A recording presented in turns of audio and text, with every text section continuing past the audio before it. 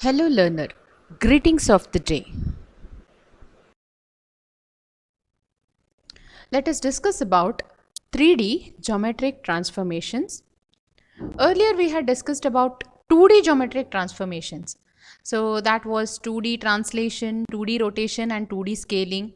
So here we will discuss about 3D geometric transformation. So the same transformations like 3D translation, 3D rotation, 3D scaling, then 3D reflection, 3D shear. Okay, so you can just see these are the concepts that has to be covered.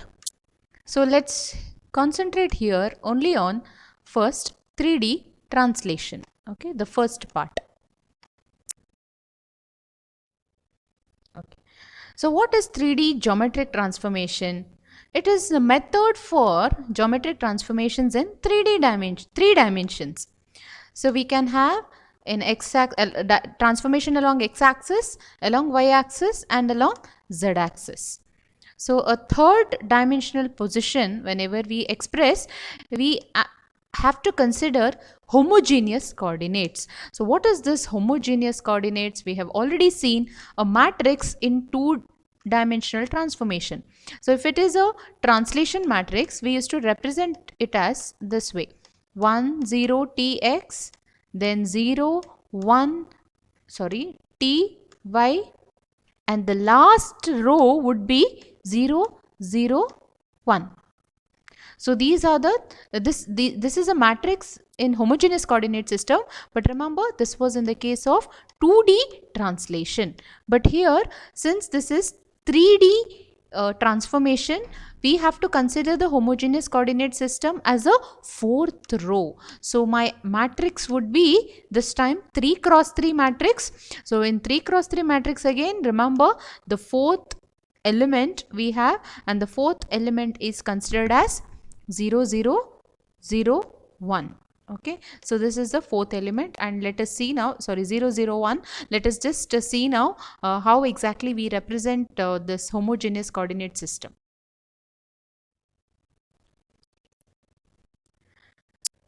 Three-dimensional translation we have. Here we'll consider a point which has to be translated. So a point, how to translate to a new position. So we all know what is translation. Just a displacement you have to give for an old point, and the factor of displacement is given by x component along x-axis. The factor of translation has again y component along y-axis.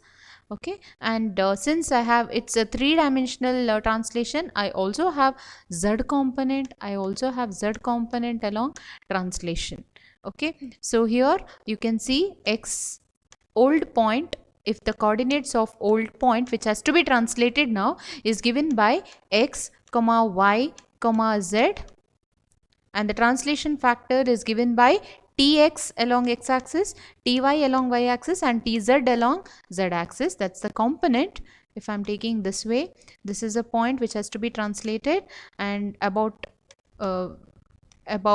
x-axis it's the tx, about y-axis it is ty component, and then along z-axis there's the third axis, z-axis, that is tz, along which I have to translate. And the new position after translation that I get is this x dash, y dash and z dash. So how do you obtain it? Old point plus translation factor along x, y coordinate plus translation factor along y, z coordinate plus translation factor along z. So this is how I calculate the translation. So now what is the translation matrix? Three-dimensional translation matrix. How do I represent it?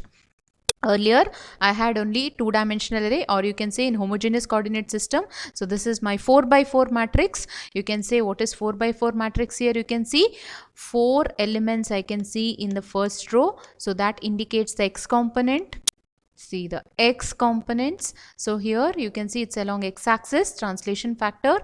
Second row is y-axis, along y-axis the translation factor, third row is along z-axis the translation factor, and the last row is all zeros and 1. This indicates the homogeneous coordinate system, the fourth row. And you can see here how a point is represented. What is a point on which I have applied this translation? So point, I can write it as a column matrix. How do I write a two-dimensional point? I write it in the form of a column matrix with only two components, x and y. So here if it is in a homogeneous coordinate system, the last element is 1, which indicates that it is a the point which is represented in homogeneous, and this indicates the reference point or origin. Okay, x, y, 1. But here, since it is a 3D point, x, y, z and 1, so it's a 4 elements I have in the column matrix. Now when I multiply for this point a translation matrix, the resultant what I get is the translated point P dash. Okay, so this is the resultant matrix, which is again a column matrix. In general format, if I am writing the translated point P dash or F, you can say it is given by translation matrix multiplied by the point. Okay, point matrix. Now how the translated point looks like, you can see the translation. First, this is the original point, say it is given by x comma y comma z. These are the three coordinates, and I'm translating that point along x, the translation factor along x axis x tx, translation factor along y axis ty, translation factor along z axis tz. So the new point that you get is given by x dash comma y dash comma z dash. This is a new translated point. Next, how you shift the position of a three-dimensional object using translation matrix or translation vector. If this is an object which has to be translated rather than a point, how do I translate? See, again this is done point by point.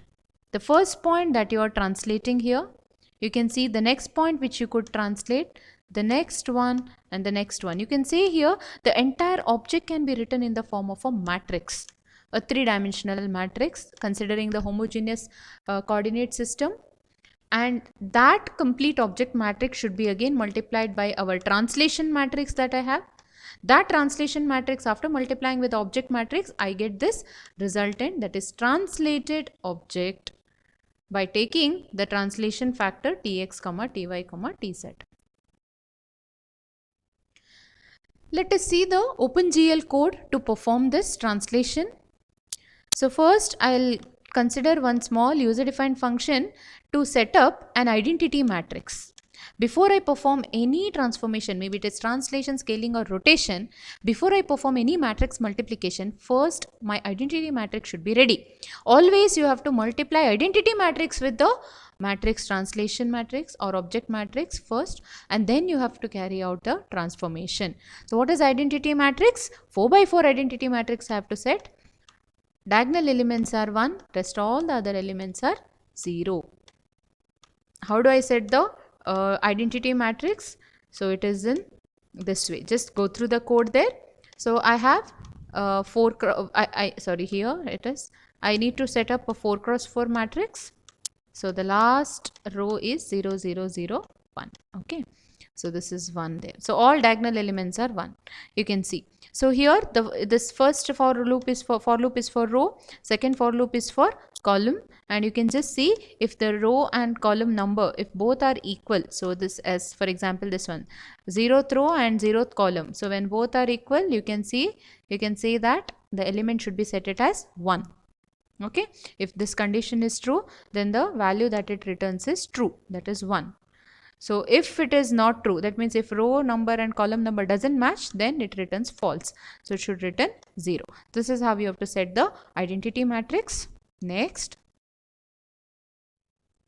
here is our function where we actually perform this translation, 3D translation. Remember, I have to pass the 3 parameters, that is translation factors tx, ty and tz. Now how do I set up the translation matrix? So you can see, first and foremost, I have to take up an identity matrix. And after I take up an identity matrix, next I have to set up this translation matrix. Remember, how do I set this translation matrix? Always this last column in the matrix is my translation factors. Last column, fourth column. So how do I set that? 0, 3, 1, 3, 2, 3. So what is that indicating? The fourth column. So 0th row, fourth column, first row, fourth column, second row, fourth column, and the last row, fourth column indicates the translation factors. So this is how I set the translation matrix. And how do I take the inverse translation?